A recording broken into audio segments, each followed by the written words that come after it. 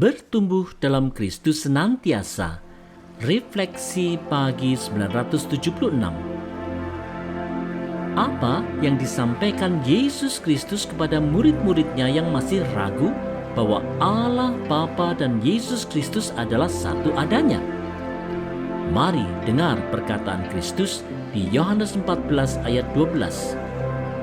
Aku berkata kepadamu, sesungguhnya barang siapa percaya kepadaku, ia akan melakukan juga pekerjaan-pekerjaan yang aku lakukan, bahkan pekerjaan-pekerjaan yang lebih besar daripada itu, sebab aku pergi kepada Bapa. Saudara-saudara, kehadiran Yesus di bumi ini memang sementara saja, tetapi kepergian Yesus kepada Bapa di sorga akan menjadi dasar bagi orang percaya untuk pekerjaan yang lebih besar dari yang telah dilakukan Yesus. Percaya Kristus memang kunci dari segala pekerjaan besar yang dilakukan oleh para murid Kristus serta segenap orang percaya. Saudara-saudara, mempercayai Kristus dengan segenap hati memang hal yang tidak mudah, tidak hanya bagi murid-murid Kristus pada masa lalu, tetapi juga bagi orang percaya di masa sekarang. Dikala tantangan iman dan kesulitan hidup melanda orang percaya, kebimbangan, kekhawatiran, dan ketakutan bisa saja melunturkan iman. Tetapi marilah kita senantiasa mengingat bahwa kunci dari segala pekerjaan-pekerjaan yang lebih besar dari yang dilakukan Kristus dulu adalah iman percaya pada Kristus saja. Oleh sebab itu, marilah kita selalu bertumbuh dalam iman percaya kita kepada Yesus Kristus dan berharap selalu bahwa pekerjaan-pekerjaan yang lebih besar akan dinyatakan melalui anugerah Allah dalam Yesus. Ayo bertumbuh.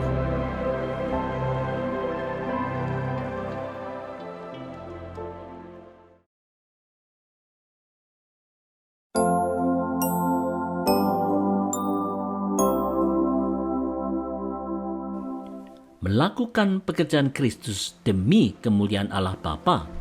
Refleksi pagi 977. Apa janji Yesus Kristus kepada murid-muridnya yang mau melakukan pekerjaannya? Ini janji Yesus di Yohanes 14 ayat 13 dan 14. Dan apa juga yang kamu minta dalam namaku, aku akan melakukannya, supaya Bapa dipermuliakan di dalam Anak. Jika kamu meminta sesuatu kepadaku dalam namaku, aku akan melakukannya. Saudara-saudara, bila murid-murid Kristus mau melakukan pekerjaan Kristus dengan tujuan supaya Allah Bapa dipermuliakan di dalam Kristus Yesus, maka para murid itu dapat meminta segala sesuatu untuk menjalankan pekerjaan itu.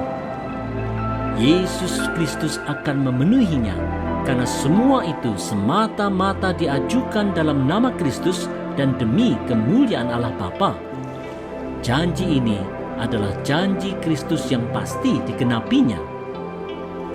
Saudara-saudara, bagaimana sikap kita sebagai pengikut Kristus dalam memegang janji Kristus?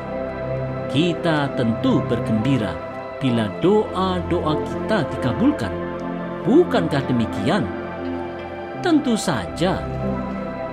Permohonan yang kita panjatkan dalam doa-doa kita memang pasti akan dikabulkan Allah bila kita melakukannya semata-mata demi kemuliaan Allah Bapa dalam rangka melakukan pekerjaan Kristus. Oleh sebab itu, marilah kita mengevaluasi segala doa-doa kita. Apakah memang semuanya itu kita lakukan demi kemuliaan Allah? Juga marilah kita mawas diri, apakah pekerjaan yang kita lakukan itu memang pekerjaan Kristus atau jangan-jangan hanya pekerjaan yang mengatasnamakan Kristus? Marilah kita senantiasa hidup di dalam Kristus.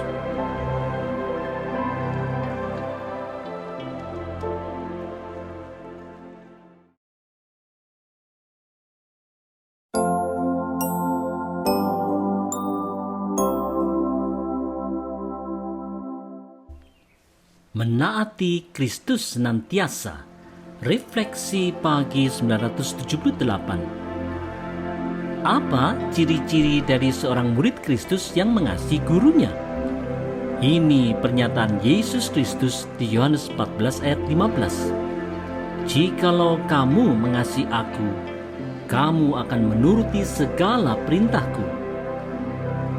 Saudara-saudara, pernyataan Yesus Kristus ini sebenarnya cukup sederhana dan gamblang.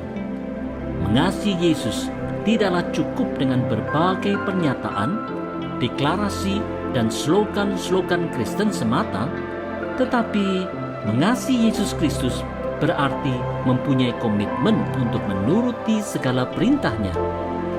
Mempercayai Kristus memang harus disertai ketaatan dalam mengetahui, memahami, dan mengikuti apapun yang diperintahkan Kristus. Inilah ciri-ciri murid Kristus yang sesungguhnya. Bertumbuh dalam ketaatan inilah yang harus diupayakan oleh setiap murid Kristus. Saudara-saudara, di dalam semangat yang menggebu-gebu dalam mengikut Kristus, kita sebagai orang Kristen sering mengungkapkan betapa kita mengasihi Kristus, bahkan mau setia sampai mati. Ini tentu hal yang sangat baik dan perlu. Hanya saja, ungkapan kasih melalui perkataan saja rupanya tidaklah cukup. Allah ingin supaya kita juga berkomitmen untuk melakukan segala sesuatu yang Tuhan Yesus telah perintahkan. Inilah ketaatan yang sesungguhnya. Hanya saja sayangnya, sering ketaatan kita hanya terbatas di kata-kata saja. Oleh sebab itu, kita sebagai orang Kristen harus benar-benar belajar menyimak perintah Kristus dan menaatinya. Di dalam ketaatan ini, kita pasti akan membawa kemuliaan bagi Tuhan.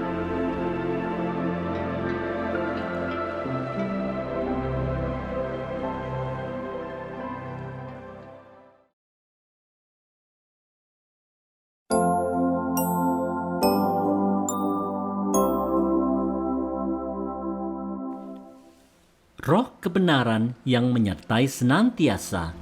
Refleksi pagi 979. Yesus Kristus tidak akan bersama-sama lagi dengan murid-muridnya. Oleh sebab itu, apa yang dijanjikan Yesus kepada murid-muridnya? Mari simak janji Kristus di Yohanes 14 ayat 16 dan 17. Aku akan minta kepada Bapa, dan Ia akan memberikan kepadamu seorang penolong yang lain, supaya Ia menyertai kamu selama-lamanya, yaitu Roh kebenaran. Dunia tidak dapat menerima Dia, sebab dunia tidak melihat Dia dan tidak mengenal Dia. Tetapi kamu mengenal Dia, sebab Ia menyertai kamu dan akan diam di dalam kamu. Saudara-saudara, Roh kebenaran memang akan dicurahkan di hari Pentakosta untuk menyertai orang-orang percaya selama-lamanya. Walau dunia tidak mengenalnya, orang percaya akan mengenalnya. Saudara-saudara, Tuhan Yesus memang tidak lagi hidup di bumi ini. Meskipun demikian, Roh Kudus, yaitu Roh kebenaran, telah diberikan Allah Bapa atas permintaan Yesus Kristus untuk menolong orang percaya, tidak hanya orang percaya di zaman Yesus, tetapi juga orang percaya di sepanjang segala abad dan tempat. Roh Kudus menyertai dan diam di dalam kita. Betapa indah dan luar biasa kebenaran ini. Marilah kita selalu mengingat bahwa Roh Kudus, yaitu Roh Allah sendiri, menyertai setiap orang percaya dan setia menolong orang percaya dalam menghadapi segala pergumulan hidup. Oleh sebab itu, janganlah kita merasa takut. Marilah kita tetap berpegang pada kekuatan Roh Allah.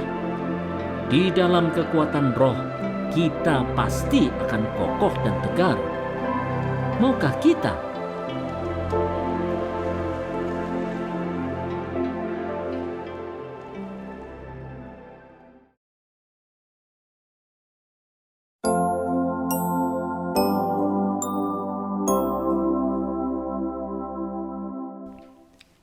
Tetap teguh beriman menyongsong masa depan. Refleksi pagi 980. Setelah perjamuan terakhir, Yesus Kristus memang akan berpisah dengan murid-muridnya.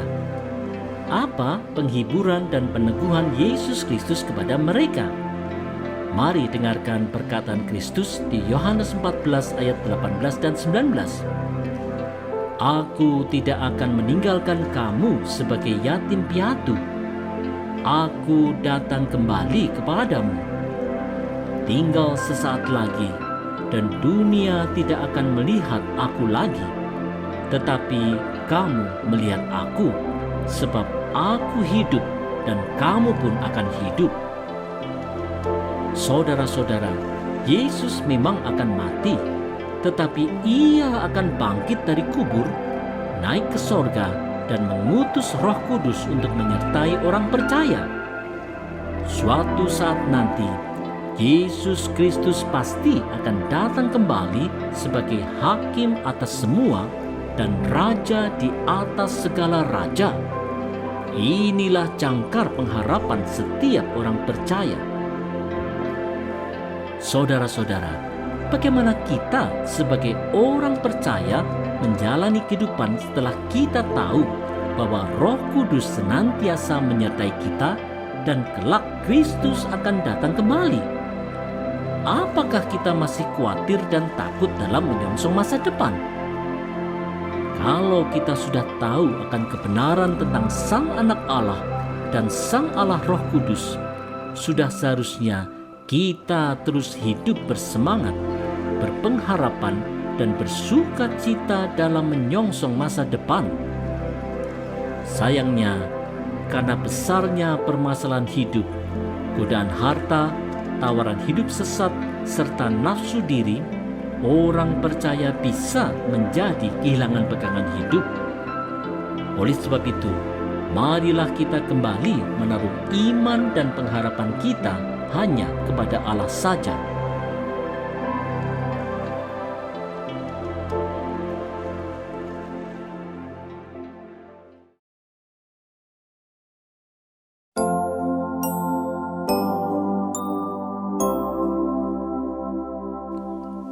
Percaya dan taat pada Allah Tritunggal. Refleksi pagi 981. Bagaimana hakikat relasi antara Allah Bapa, Yesus Kristus dan orang percaya? Ini penjelasan Yesus di Yohanes 14 ayat 20 dan 21. Pada waktu itulah kamu akan tahu bahwa aku di dalam Bapa-Ku dan kamu di dalam aku dan aku di dalam kamu. Barang siapa memegang perintahku dan melakukannya, dialah yang mengasihi aku. Dan barang siapa mengasihi aku, ia akan dikasihi oleh Bapa-Ku, dan aku pun akan mengasihi dia dan akan menyatakan diriku kepadanya. Saudara-saudara, setelah Roh Kudus dicurahkan, Roh akan menolong orang percaya untuk memahami hakikat kesatuan Allah Tritunggal dan memahami hakikat hidup orang percaya yang tinggal di dalam Kristus. Allah Tritunggal akan mengasihi mereka yang mengasihi dan menaati Kristus. Saudara-saudara, memahami hakikat kesatuan Allah Tritunggal adalah hal yang mustahil bagi orang percaya bila tanpa pertolongan Roh Kudus. Rohlah yang menerangi hati dan akal budi, sehingga orang percaya dapat yakin benar akan hakikat kesatuan Allah Tritunggal yang seringkali tidak dipercayai oleh orang di dunia. Karena Allah Tritunggal itu satu adanya, maka mempercayai dan menaati segala perintah Kristus berarti mempercayai dan menaati Bapa. Kalau orang percaya sungguh mengasihi Kristus, maka Bapa akan mengasihi dia. Oleh sebab itu, dalam penyertaan Roh Kudus, marilah kita belajar mengasihi Kristus dengan menaati setiap perintahnya. Berkat dan sukacita dari Allah Bapa pasti akan tercurah dalam kehidupan kita.